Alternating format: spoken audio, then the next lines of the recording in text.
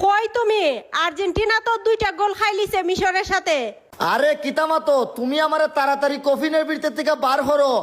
Argentina 2টা গোল খালিছে, তে তো আজকে আর্জেন্টিনা বাড়িত। আহা তাড়াতাড়ি বার করো আমারে। আসনি তুমি ভিতরে? আর্জেন্টিনা গোল 2টা খালিছে। ওয়াও আর্জেন্টিনা 2টা গোল খালিছে। আমি তাড়াতাড়ি বাড়ি না করে খেলার কি অবস্থা। Va Messi, Messi! এই আর্জেন্টিনা 2 গোল 3টা চালাইছে। তাড়াতাড়ি বন্ধ করো, আর্জেন্টিনা তো কাম ব্যাক করে লিছে।